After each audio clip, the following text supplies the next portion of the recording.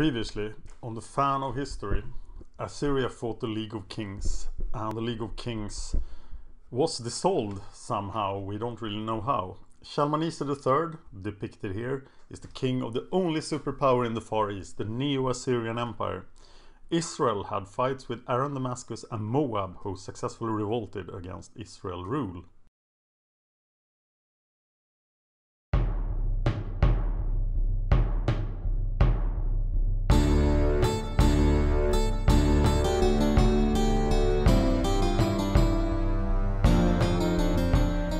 Welcome to the Fan of History. I am the Fan of History. I'm just a fan of history. So if you find any errors in this, I'm happy to learn more. I'm not a scientist or a historian. Please watch the videos The Great Civilization of the World in 900 BC and part 1 of this decade report. We are doing this decade report starting 1000 BC and now we are at the end of the 840s BC. So what happens? Well, in 843 BC, Shalmaneser decides to take the Royal Assyrian army towards Namri. Namri is down here. This is the kingdom established by the Kassites when they left Babylon back in when Shalmaneser fought them the last time in 851 and 850 when they supported the usurper. The king is Marduk Mudamik, so it's a Kassite with a Babylonian name. There is extensive cavalry in Namri and this kingdom is actually powerful. But the campaign is extensive. So Shalmaneser starts by going to Samua. He moves out of Assyria into Samua here, but Samua was conquered by his father Ashurnasirpal. So he secures the fortresses there and then he plunders on into the Zagros mountains, into Iran, where he plunders Alabria, Parsa, that I think is Persia. So the Persians get their share of Assyrian violence, Abdadani and Kaban. And after that he claims victory over Namri. And he captures several of the fortified cities in Namri.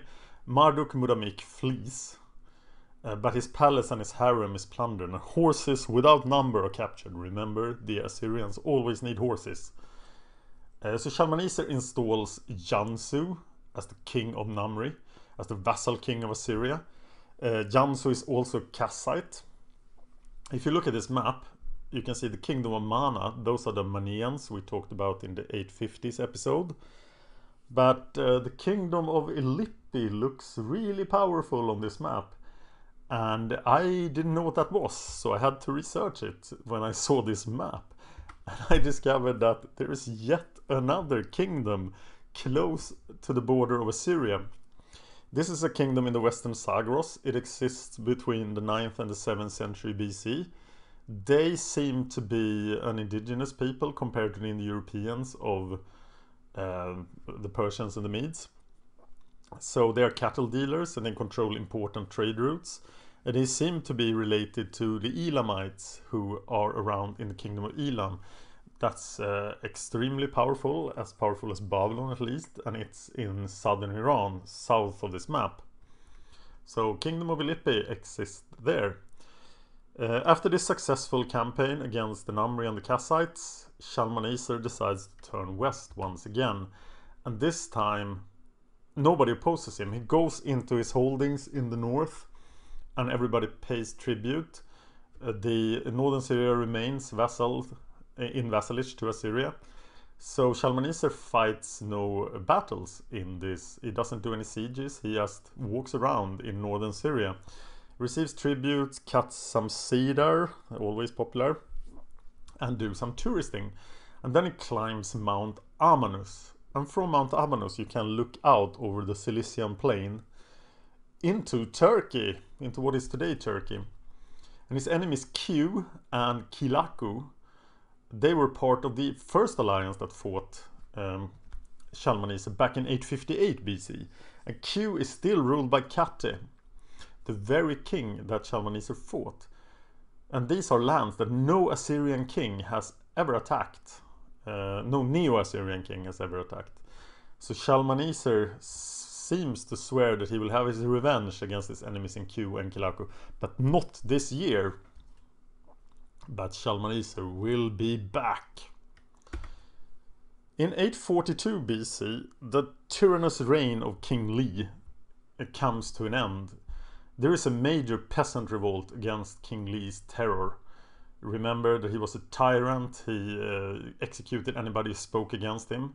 So the army and the nobles decides to join the rebellion. So King Li has no support whatsoever, is captured and sent into exile to Qi. But King Li is still the descendant of King Mu and the early founding kings of the Zhou dynasty, and he has a lot of respect, so he's not executed. He is in capture in sea, but his son is taken by the ministers and hidden. In 842 BC, Hadad-Eser of Damascus, the strong king of Aram Damascus that formed the League of Kings and opposed Shalmaneser, he dies. This is actually told in the Bible in Kings. You see the reference there. So Hadad-Eser becomes sick. The court official Hazael is sent to the Israelite prophet Elisha, who, this is a bit weird, but Elisha wasn't an Israelite, as you know. He works for Israel, but his origin was not Israelite. And Elisha tells Hazael that Hadad-Eser will recover, but will die of other means. And it seems that Hazael interprets this in his own way. So he goes back home and suffocates the king. So Hadad-Eser is murdered, and the palace coup is successful. This is a picture of Hazael, the usurper. And there are several artifacts that confirms that Hazael was the king of Aram Damascus, and he's an important person in the Old Testament. Shalmaneser is not impressed and describes Hazael as the son of nobody. There is a stele that tells about this. I might get back to that later, because there are other things on the stele you don't know yet. So Hadad-Eser is gone. The League of Kings is gone. So who is going to stop Shalmaneser now? So after the king is removed in China, the nobles think about what to do, and they decide to set up a regency for King Xuan, Li's son, until he is actually the king, because King Li is still alive. So the regency seems to be led by He, the Count of Gong. There were earlier accounts of this that have now been discredited by historians. And this year is highly significant in ancient Chinese history, because it can be exactly dated that this actually happened. Every date in China before this is uncertain, but this one is correct according to ancient Chinese historians. And the word Gong here comes down to Chinese today as the word for republic, but the Gong He Regency was no republic. So in 841 BC, Shalmaneser decides to strike the killing blow against Damascus, because Damascus no longer has any allies, and Ir-Huleni, the king of Hamath, who was the second most powerful member of the League of Kings, decides to pay homage to Shalmaneser. So Hamath is no longer assisting Damascus, and actually nobody is. So Aram Damascus stands alone against the full might of the royal Assyrian army. Hazael decides to fight and takes up a fortified position in the foothills of the Lebanon range, but that doesn't work because Shalmaneser just crushes him. So he flees to Damascus, and the Assyrians besiege Damascus, but the only thing they do is vandalize the orchards because they can't take Damascus. So Hazael actually successfully defends his capital. Shalmaneser goes on to ravage the cities in Damascus and erects a stela up on Mount Carmel. This gets the attention of everybody in the region. So Tyre, once again, Baal-Eser, the king of Tyre, pays tribute. Sidon pays tribute. And so does Jehu, the king of Israel. But wait, wasn't Jehoram the king of Israel? So we are going to talk about Jehu. Meet Jehu, the king of Israel. This is the first depiction in the historical record of an Israelite that is contemporary. look at the guy kneeling on the ground, kissing the feet of Shalmaneser III. That is Jehu, the king of Israel. And I think, this is my personal theory, that Jehu, being the first Jewish king of Israel, the first one who was a follower of Yahweh, might have invented David, Solomon, and all the older kings, all the kings before Omri, because Jehu hates the house of Omri, and he can't take the fact that Israel was founded by a pagan. So what happened to Jehoram? Another name for him is Joram, but Jehoram is the name I should use. I should have changed that.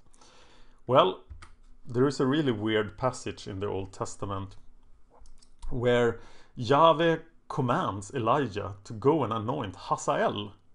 Remember the guy who killed Hadadezer?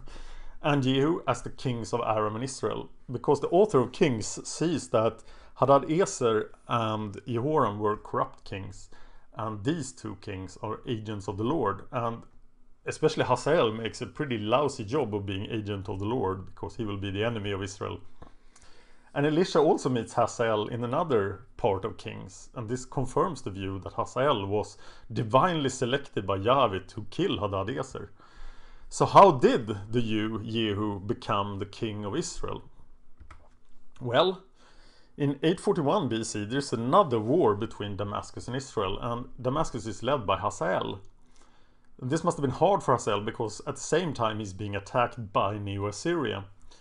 But it's probably Israel that attacks under Jehoram.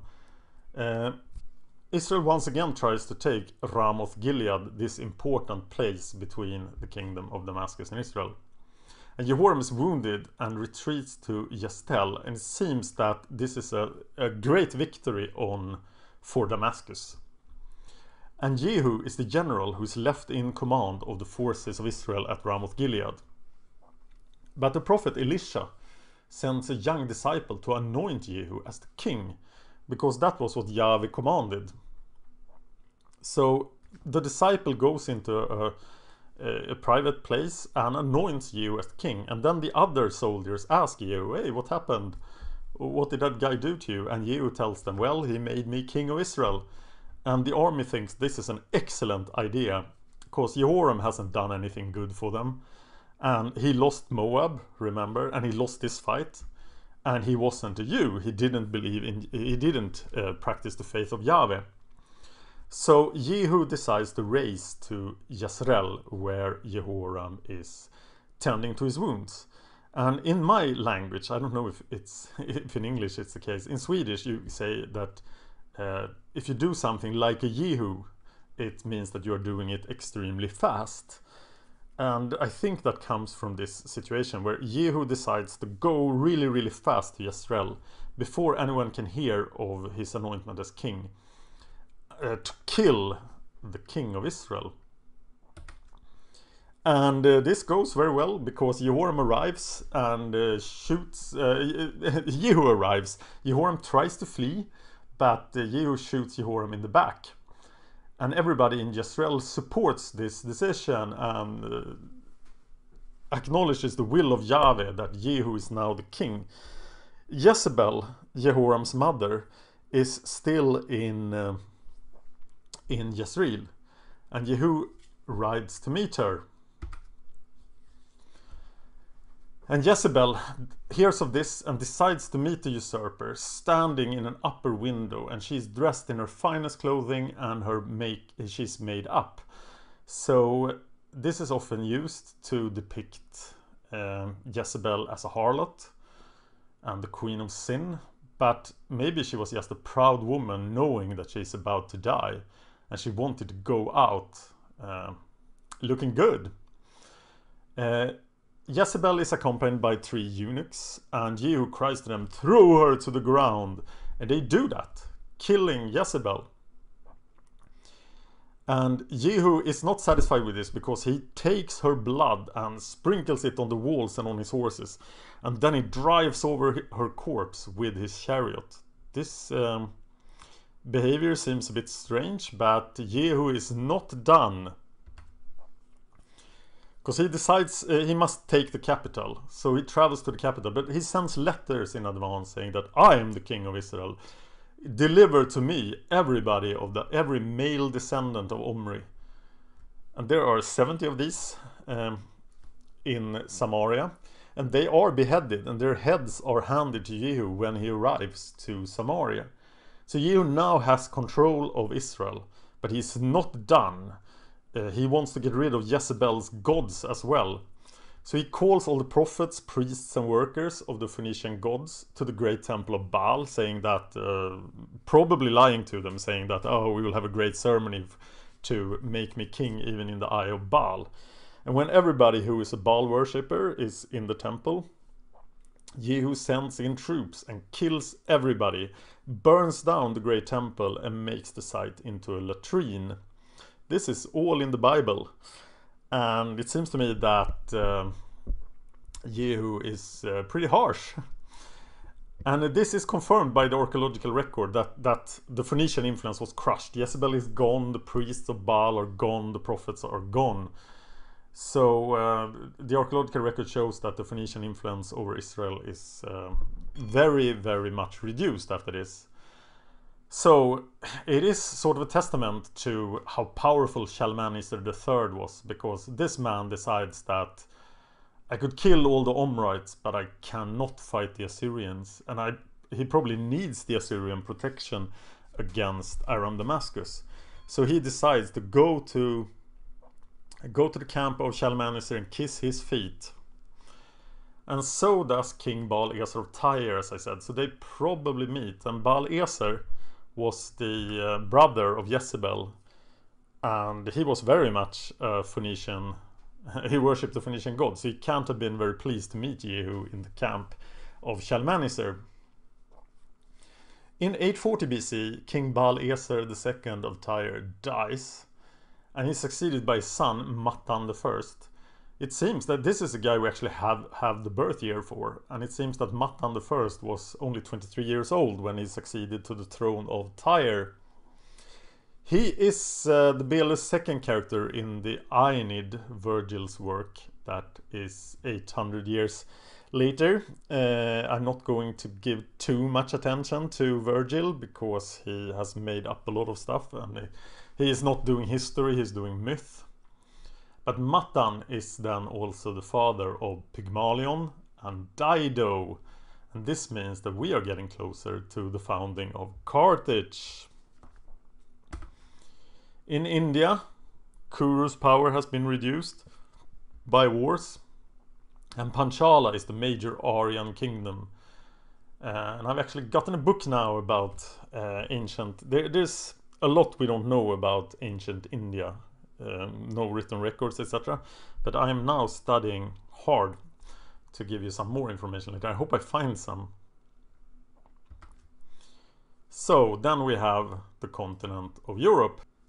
So what's going on in Europe? The Villanovans are in northern Italy. Greece is still in the Dark Age. In 825 there is going to be a major development. Chalcis and Lefkandi, probably old Eritrea, are the strong cities on the island of Euboea. Other important early city-states are Knossos, Athens, Miletus, and Argos. This is the earliest foundation date I found for Sparta, but it's probably too early. There's a lot of things that are special with Sparta, so I'm gonna do a foundation myth of Sparta video. Maybe it's gonna be called Legends of Sparta. And it's likely that Sparta, as we know it, belongs to the early 8th century BC. The Phoenicians are colonizing, but I hang around a lot on the Historum forums, where a lot of historians talk about ancient history. And there I found that people found it relevant to talk about Germans in the 840s BC. I think this is way too early, actually, because the first real culture that you can tell is German arises in 600 BC, but I'm going to mention this is the Nordic Bronze Age, and there are people that will later become Germans, and they are taking territory, probably peacefully, from the Celtic tribes that belong to the Urnfield culture. It's too early to talk about Celts as well.